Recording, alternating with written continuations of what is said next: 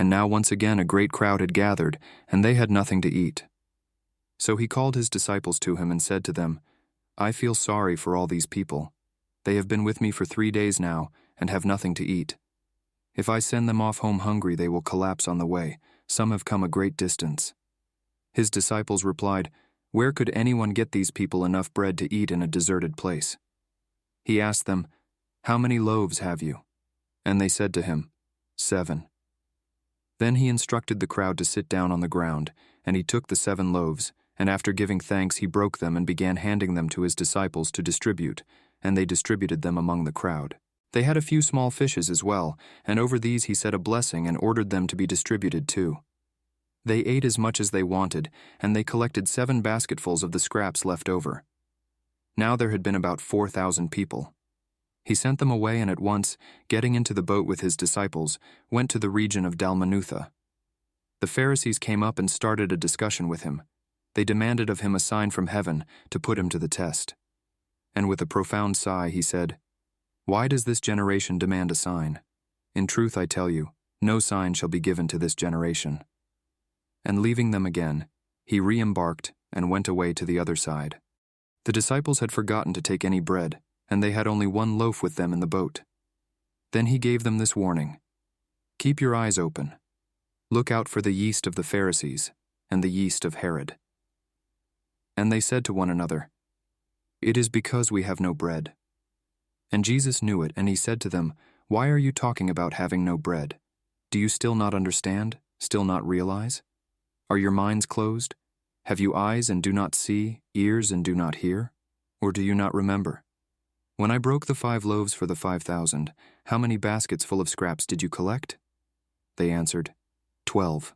"And when I broke the 7 loaves for the 4,000, how many baskets full of scraps did you collect?" And they answered, 7. Then he said to them, "Do you still not realize?" They came to Bethsaida, and some people brought to him a blind man whom they begged him to touch. He took the blind man by the hand and led him outside the village. Then, putting spittle on his eyes and laying his hands on him, he asked, "Can you see anything?" The man, who was beginning to see, replied, "I can see people, they look like trees as they walk around."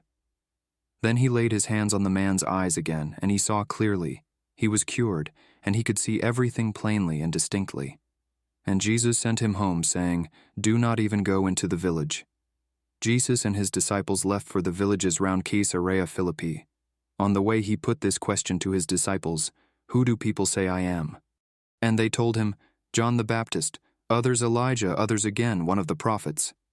"But you," he asked them, "who do you say I am?" Peter spoke up and said to him, "You are the Christ." And he gave them strict orders not to tell anyone about him. Then he began to teach them that the Son of Man was destined to suffer grievously, and to be rejected by the elders and the chief priests and the scribes, and to be put to death, and after 3 days to rise again. And he said all this quite openly. Then, taking him aside, Peter tried to rebuke him. But turning and seeing his disciples, he rebuked Peter and said to him, "Get behind me, Satan. You are thinking not as God thinks, but as human beings do." He called the people and his disciples to him and said, "If anyone wants to be a follower of mine, let him renounce himself and take up his cross and follow me. Anyone who wants to save his life will lose it, but anyone who loses his life for my sake and for the sake of the gospel will save it. What gain then is it for anyone to win the whole world and forfeit his life? And indeed, what can anyone offer in exchange for his life? For if anyone in this sinful and adulterous generation is ashamed of me and of my words, the Son of Man will also be ashamed of him when he comes in the glory of his Father with the holy angels."